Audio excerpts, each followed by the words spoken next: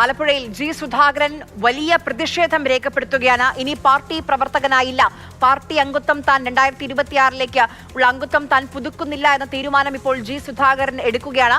ആ തീരുമാനം എന്തുകൊണ്ട് എടുക്കുന്നു? പാർട്ടിയിൽ നിന്ന് താൻ നേരിട്ട്, അത് ജില്ലാ സെക്രട്ടറി മുതൽ ഇങ്ങോട്ട് സംസ്ഥാന സെക്രട്ടറി വരെ തന്നെ അപമാനിക്കുകയാണ്, തന്നെ അവഹേളിക്കുകയാണെന്ന് കൃത്യമായി പറഞ്ഞാണ് ഇപ്പോൾ പാർട്ടി അംഗത്വം ഇനി പുതുക്കാനില്ല എന്ന് ജി സുധാകരൻ പറയുന്നത്. രഘുനാഥ് നാരായണൻ ജി സുധാകരന്റെ വസതിക്ക് മുന്നിലുണ്ട്. രഘു, ഇന്ന് സംസാരിക്കുമോ മാധ്യമങ്ങളോട് ജി സുധാകരൻ?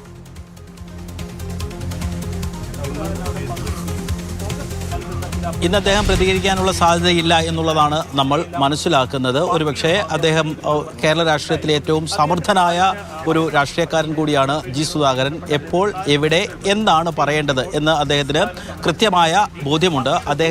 അദ്ദേഹം ഈ ഫേസ്ബുക്ക് പോസ്റ്റിൽ കുറിച്ചിരിക്കുന്ന പരാതികൾ പല തവണയായി അദ്ദേഹം പറയുന്നതാണ് ഫേസ്ബുക്കിലും മാധ്യമങ്ങളോടുമൊക്കെ.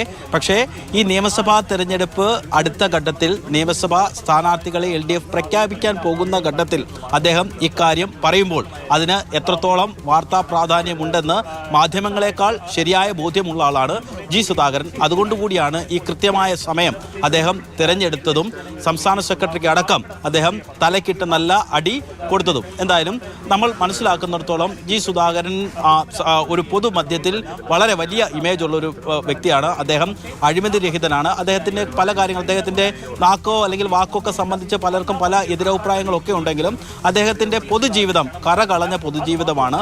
പൊതുജീവിതത്തിൽ ഇത്രയും വലിയ പദവികളിലൊക്കെ ഇരുന്നിട്ടും അദ്ദേഹത്തിൻ്റെ പേരിൽ ഒരു അഴിമതി ആരോപണവുമില്ല എന്ന് മാത്രവുമല്ല, ഉദ്യോഗസ്ഥരെയൊക്കെ ശരിയായ രീതിയിൽ നിലയ്ക്ക് നിർത്തിയാണ് അദ്ദേഹം പ്രതികരണം നടത്തുന്നതും. അദ്ദേഹത്തിൻ്റെ പല കാര്യങ്ങളും നമുക്ക് അറിയാവുന്നതാണ്. പക്ഷേ ഒരു അവസരത്തിലും അദ്ദേഹം ഈ അവസരം അദ്ദേഹം തിരഞ്ഞെടുത്ത്, ഞാൻ നേരത്തെ പറഞ്ഞതുപോലെ തന്നെ നിയമസഭാ തെരഞ്ഞെടുപ്പാണ്. നിയമസഭാ തെരഞ്ഞെടുപ്പിൻ്റെ സ്ഥാനാർത്ഥി നിർണയത്തിലേക്ക് പോവുകയാണ്. അദ്ദേഹം മാതൃഭൂമി.com നൽകിയ അഭിമുഖത്തിലാണ് അദ്ദേഹം പരസ്യമായി പറയുന്നത്, എനിക്ക് മത്സരിക്കാൻ താല്പര്യമുണ്ട്. അക്കാര്യം അഖിലേന്ത്യാ ജനറൽ സെക്രട്ടറി അടക്കമുള്ള ആളുകളോട് പറഞ്ഞിട്ടുണ്ട്. സ്വാഭാവികമായിട്ട് തന്നെ അദ്ദേഹം കഴിഞ്ഞ തവണ മത്സരിച്ചത് അമ്പലപ്പുഴയാണ്, അല്ലെങ്കിൽ ആലപ്പുഴ അടക്കമുള്ള ജില്ലകളിൽ അദ്ദേഹം വാർത്താ സമ്മേളനം നടത്തി കാര്യങ്ങളെല്ലാം വിശദീകരിക്കും. പക്ഷേ ഇന്നുണ്ടാകില്ല എന്നുള്ളതാണ് അദ്ദേഹത്തിൻ്റെ വീട്ടിൽ നിന്ന് അദ്ദേഹത്തിൻ്റെ ഭാര്യയുടെ ദൃശ്യമാണ് കാണുന്നത്.